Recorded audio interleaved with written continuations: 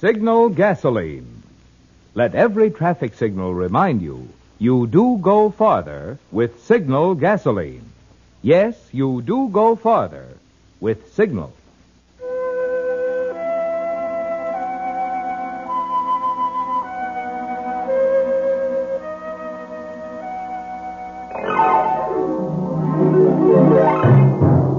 The Signal Oil Company and your neighborhood Signal dealer bring you another curious story by The Whistler. Tonight, To Rent Danger.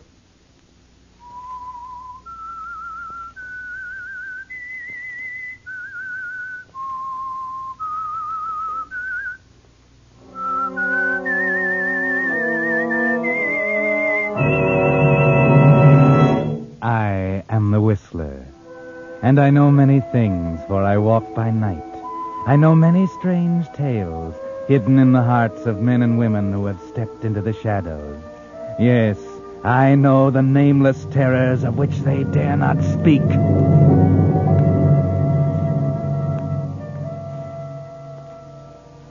When in the editorial offices of the Cincinnati Gazette, the news was received that Killer Carter, the gang murderer, had escaped from the penitentiary in Columbus, and that he had been at large for 24 hours, it was decided that Danny Pearson, star reporter, was to be sent up to the capital to cover the manhunt that was sure to follow. Danny borrowed a car from Clem Tracy, the rewrite man, and headed north late on Friday afternoon. Car trouble held him up, and at 1 o'clock he was still far from his destination. He was getting too sleepy to drive, so when he saw the tourist sign in front of the lonely farmhouse, he made his decision. He'd stop, get a few hours of sleep, and continue into Columbus in the early hours of morning. He pulled in the lane, parked the car, and went up onto the porch.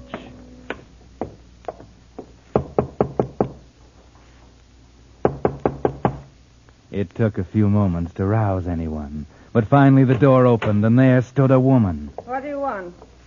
Good evening. I was driving along the road looking for a place to stay for the night, and I saw your tourist sign out front, so I thought I'd stop and see if you had any room. Why don't you drive on to the city? Well, I'm too tired to drive that distance tonight. I'm afraid I'd fall asleep at the wheel. You do have a room, don't you? I guess so. Cost you $2 in advance. Well, that's all right.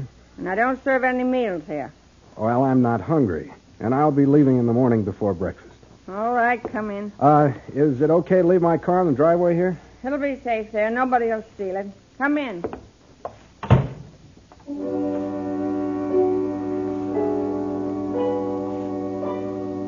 She certainly isn't very friendly, Danny, is she? But a room is a room, and it'll be nice and quiet here for the night. The house is large and dingy and eerily quiet. Almost too quiet. Here it is. You'll find everything neat and clean.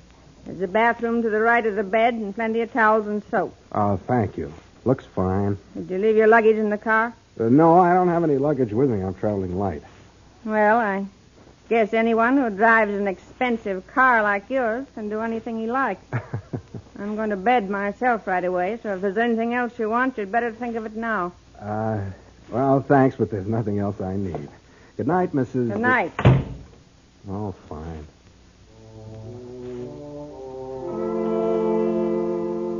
Your hostess is hospitable, isn't she? But don't worry about it. People are sometimes like that on the farm, not used to talking much. They prefer action because actions speak louder and longer than words. And the bed is soft and comfortable. That's the main thing. Just made for your night's rest. Who's there? I said, who's there? It's me. Oh, hello. Who are you? My name is Claire Monroe. Well, Claire, do you make a habit of walking into strange men's rooms in the middle of the night? I want to talk to you. Huh? What are you so nervous about? I'm afraid she'll find me in here. She? The lady who showed you the room. Then why don't you leave? Because I have to talk with you. Okay, go ahead, talk. I don't know where to start. Just tell me that you're lonesome. You don't have any excitement on the farm. You're looking for something to do. It's an old routine. Oh, it's nothing like that. I know you're going to think I'm crazy. but I've got to ask you. Will you take me away with you when you go? Me? Why should I? Because I have to get away from here. I never want to see this house again as long as I live. Why don't you just run away? You don't need me. Because I don't have a car and I don't have any money. My mother would have me picked up by the police. She'd tell them I wasn't of age. Well, are you? I'm 23 years old, but I can't prove it. Why not? Because I'm an adopted child and I don't know where I was born. And my mother... Call that lady my mother. She'd lie about my age just to keep me from going away. Well, how do I know you're of age? Look at me. Do I look 17? No, I'll have to admit you don't. I know I'm 23 years old, but she won't let me go. Well, why do you want to run away? Because that lady, my foster mother, last night, she murdered my foster father.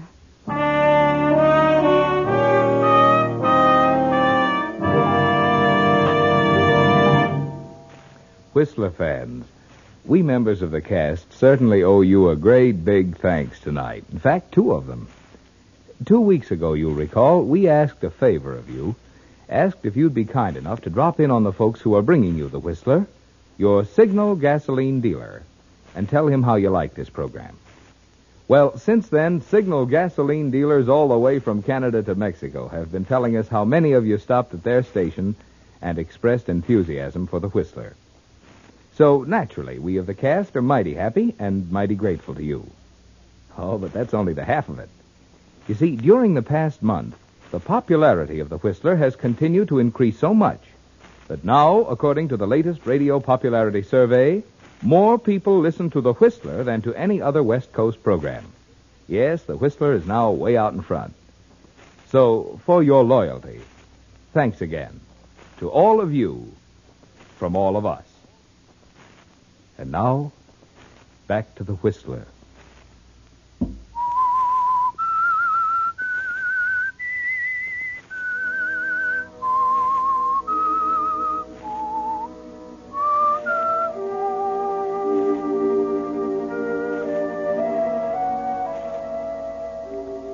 Danny Pearson had driven up from Cincinnati looking for a murderer, but he hadn't expected to find one so soon, nor to find another one than the one he was looking for.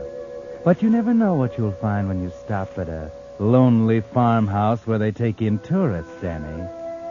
You lie there in your bed as a good-looking young girl asks your protection from her murdering foster mother. If this is a gag, it's a pretty rugged one. Look, baby, let's break this up. I don't feel like playing games. I got to get some sleep. You don't believe me, but I'm telling you the truth. Ever since they adopted me, they've done nothing but fight with one another. You've seen my mother. You can tell how cold and strong she is. Well, my father was just as weak as she is strong.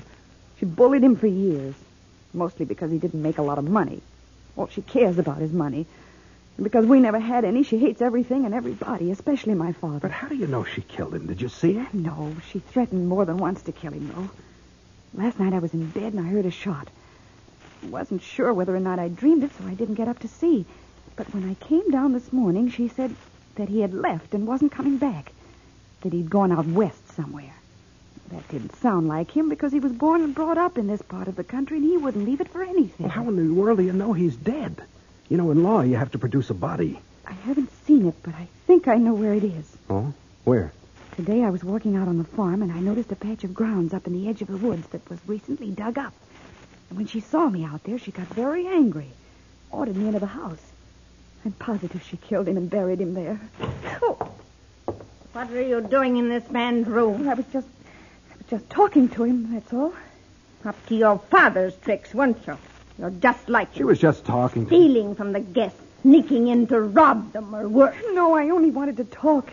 He was just telling me about the shows and things in the city. Get back to your room and stay there. Get. If I kept you in here again, you'll wish your head stayed there. And as for you young men, you'd better watch your step or you'll be in trouble. Oh, now, look. Wait just a...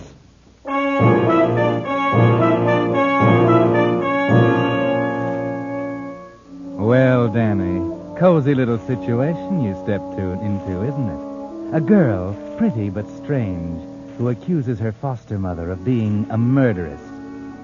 Mrs. Monroe, in turn, accuses the daughter of being like her father, who evidently made a habit of robbing his tourist guests in their sleep. And how about that, Danny?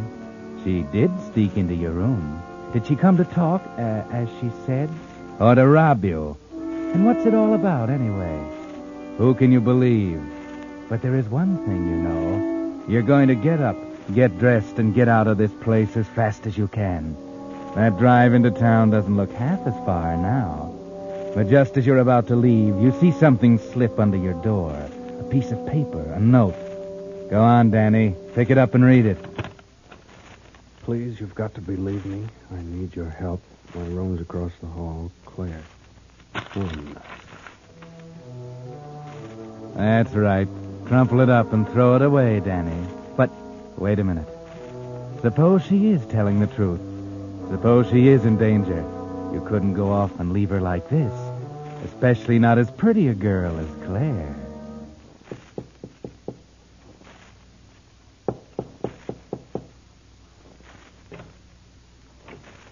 Claire? Claire? Yes? It's me, Danny Pearson. Don't put on a light. Get dressed and come on with me. I am dressed. Oh, come on. Where are we going? You're going to show me where you think your father was buried.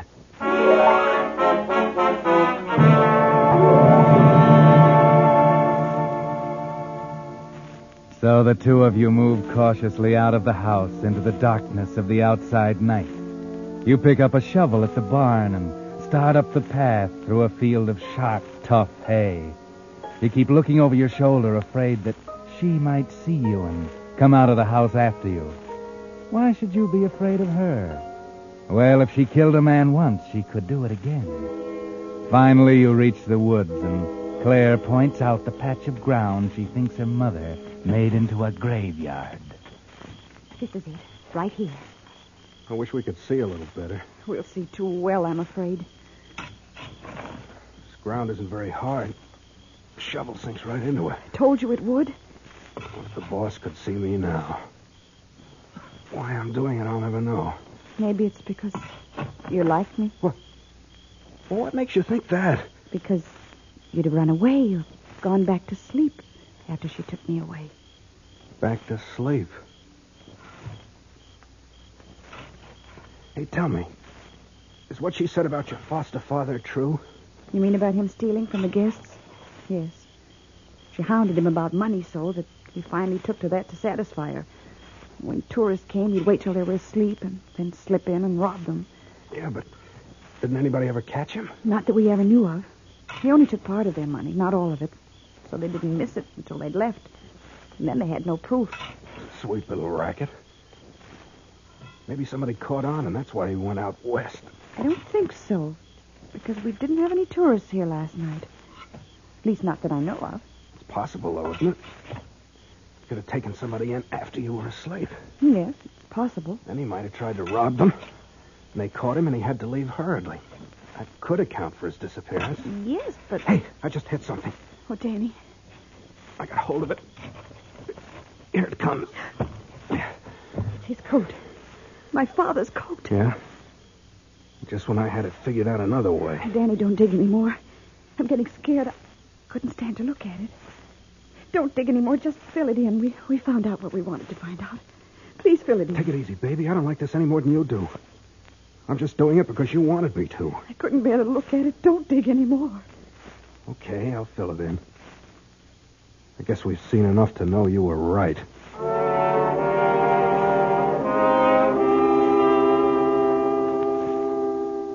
So you put the coat back where you found it, Danny, and fill in the hole again. You pat the dirt down again, just as you found it, and start back for the house. On the way back to the house, Claire holds your arm tightly, and you notice for the first time how soft and warm she is. Of course, she's trembling a little bit, but who wouldn't? Danny, will you promise to take me away tomorrow? I couldn't stand another night here. Where would I take you? What would I do with you when I got you there? I got enough to do without taking care of somebody else. Take me to some place far away, some city.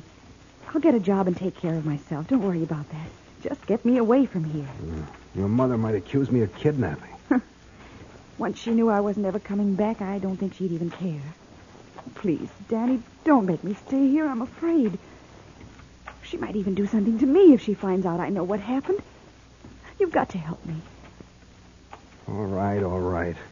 I'm a sucker, but I'll do it. But remember this, once I get you out of here, you're strictly on your own. I got enough things to worry about without trying to take care of you. Oh, thank you, Danny, thank you. We'll leave the first thing in the morning. No, we'll leave tonight, right now. That's awfully sudden. Well, you wanted to get out of here, didn't you? I'm leaving right now. You can do what you want. Come or stay. I'll go with you. We're almost at the house. Don't even bother to go inside and get anything. She might hear you. Here's my car. We'll just jump in and beat it. You game? Yes. All right, now be quiet. We'll get in the car and let it roll backwards into the road. Just a minute. Surprise? You didn't think I'd let you get away, did you? Hey, put that shotgun down. It might go off. It might if you start anything. Now listen here, Mrs. Monroe. You thought I was asleep, didn't you? I had better sense. I watched you leave the house together, and I had a pretty good idea you weren't coming back. So what? What do you think you're doing with that gun? Maybe I'm protecting my daughter from a fast-talking stranger. I can take care of myself. That remains to be seen. And as for you, young man, I want you to get back in your car, drive off, and never come around here again. That's a very good idea. I'll buy that. Should have left here a long time ago. I'm going with him. You stay where you are. I'm old enough to do what I want to do. I'm going to leave, and you can't stop me. You don't think so? You wouldn't dare pull that trigger. Put your foot on that running board and try me. Hey, now look, girls. You keep out of this. Maybe I'm doing this as much to protect you from her. I don't need any Wait. protection. Wait. Listen, somebody's coming. It's a car. Yeah. Hey, looks like they're turning into your lane. Both of you get in the car, quick. Keep your lights out. Drive it in the barn. Show him where it is, Claire, and shut the door after you.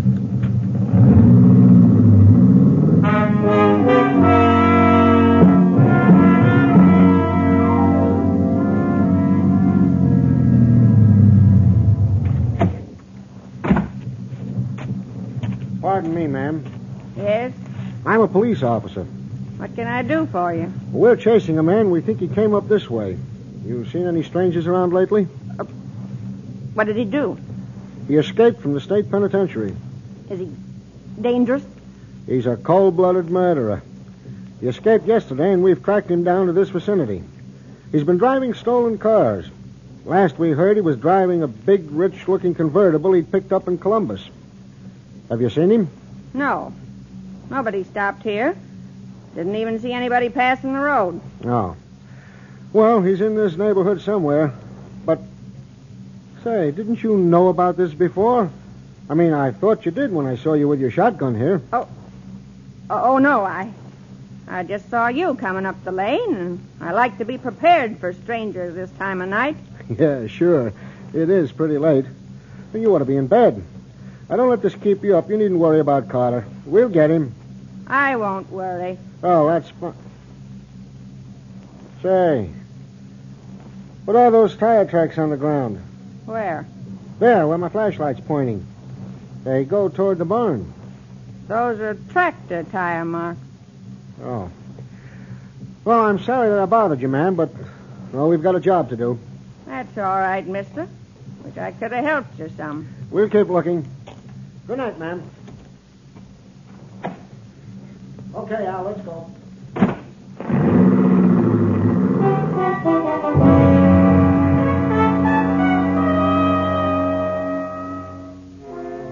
Too bad you couldn't hear what was being said, Danny, waiting in the barn. But while the lady and the officer were talking, you had some things to say to Claire. What are we going to do now? Nothing. Just wait. You see who that is out there? A man got out of a car and he's talking to her. Do you know who he is? No, but he's got a flashlight. Wait a minute. Something on his coat lapel flashes. I think it's a badge. It must be the police. What are we going to do? I told you, nothing. Murder is a matter of proof. Until we can prove that your mother murdered your father, we don't have a leg to stand on.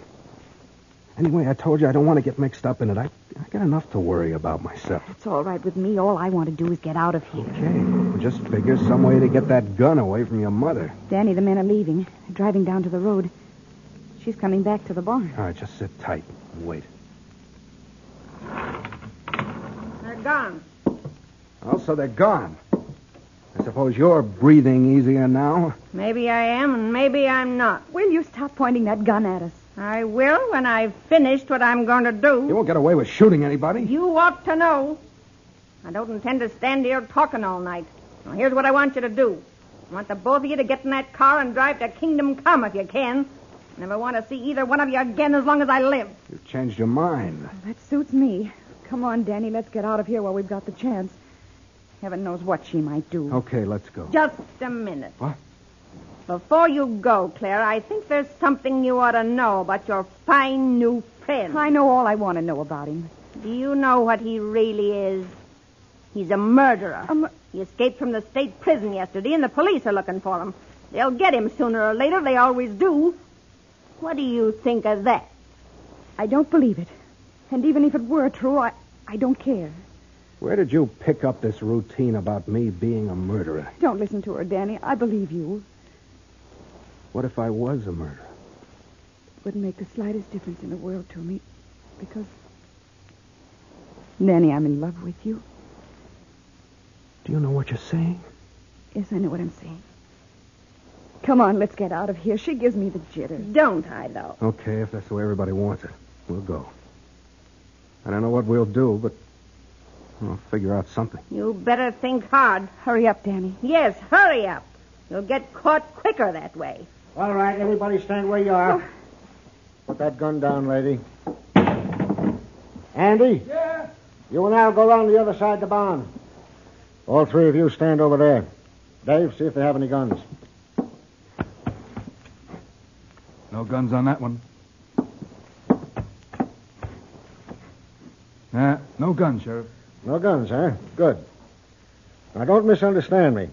There might not be anything wrong here, but I had to come back and take a look. It's pretty unusual for a woman to be walking around outside at 2 o'clock in the morning with a shotgun. Now, out with it. What's going on? What are you hiding in the barn for? Who's this car belong to? Come on, start talking, somebody. Here's the murderer you're looking for. There he is, and there's the car. Why didn't you tell me that when I was here before? Because I thought there might be a reward for him, and I wanted to collect it myself. She didn't because she was going to let him get away. Who are you? My daughter, Claire Monroe. All right. Now, who are you? Danny Pearson. Do you have to use that light? Keep him covered, Dave. What are you doing here? Stopped here for the night. They rent rooms to tourists. I don't recommend it. Where do you live? Cincinnati. What do you do for a living? Newspaper reporter. I was on my way here to cover the Carter break. Here's my press card. Now, let's see. Mm-hmm. Daniel J. Pearson, Cincinnati Gazette. How are you? All right, take it back. Where'd you get this car?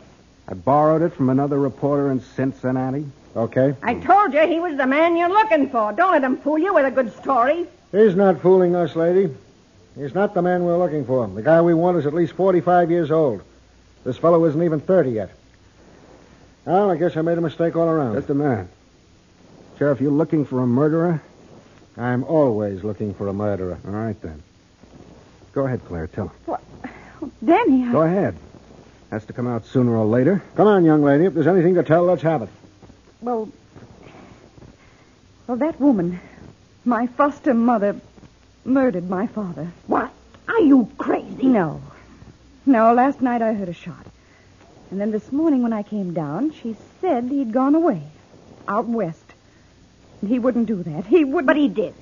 I found the note he left on the old typewriter in the hall when I came down this morning.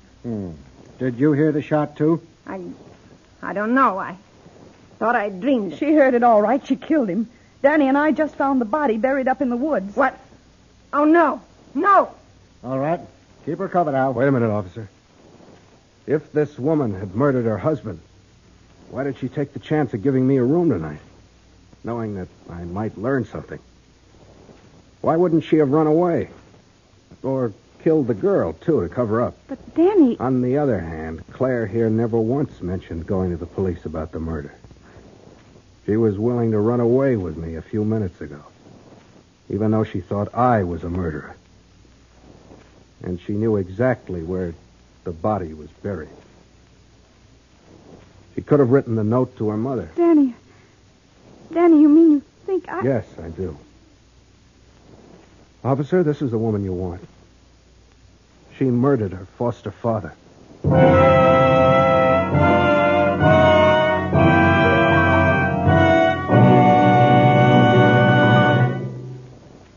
Whistler will return in just a moment with the strange ending of tonight's tale. Meantime, because yesterday marked the opening of a 6-week drive to check auto brakes sponsored by the International Association of Chiefs of Police, Signal Oil Company believes you'll want full information on just what this drive means to you. With today's cars averaging 7 years old, faulty brakes are threatening to increase America's already large number of traffic accidents, which kill over 20,000 men, women, and children per year, injure another 800,000, and cost $1.25 billion. What's more, when a car is damaged or wrecked in an accident today, parts are often not available to repair it, and there are no new cars to replace it. So it means an even further strain on the transportation America must have to see us through the war. That's why traffic officers in every state plan to check every car involved in a moving traffic violation or accident. So the time to have the safety of your brakes checked by a competent brake expert is now. Your cooperation in this brake drive may prevent an accident that could cost you your car or your life. And now, back to the Whistler.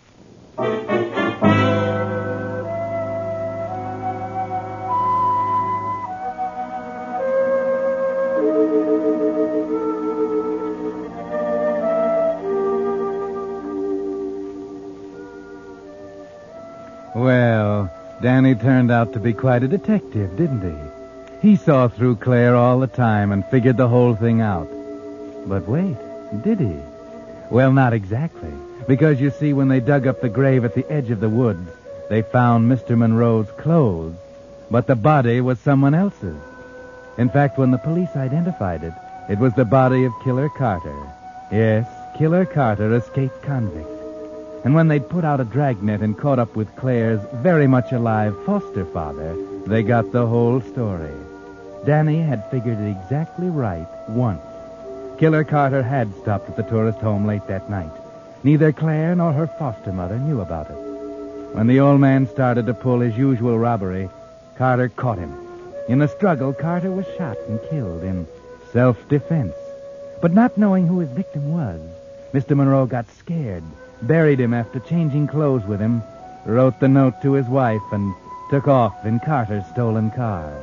Knowing nothing of Carter's presence in the house, Claire had suspected her mother, and Mrs. Monroe had suspected Claire of murdering a man who wasn't dead and was a fugitive from a crime that wasn't a crime in the police books. The killing of an escaped convict in self-defense.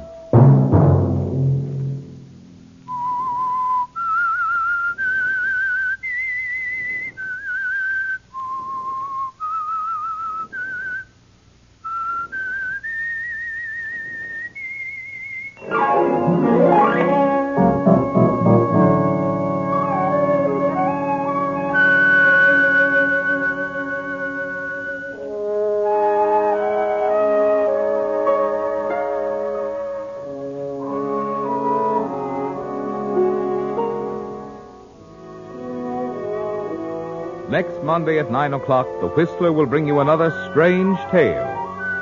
The Whistler is broadcast for your entertainment by the marketers of Signal, gasoline, and motor oil, and fine quality automotive accessories, and by your neighborhood Signal dealer. This program, directed by George W. Allen, with story by John Hayes, music by Wilbur Hatch, is transmitted to our troops overseas by the Armed Forces Radio Service. This is Marvin Miller speaking, and suggesting you let every traffic signal remind you do go farther with Signal gasoline. Yes, you do go farther with Signal.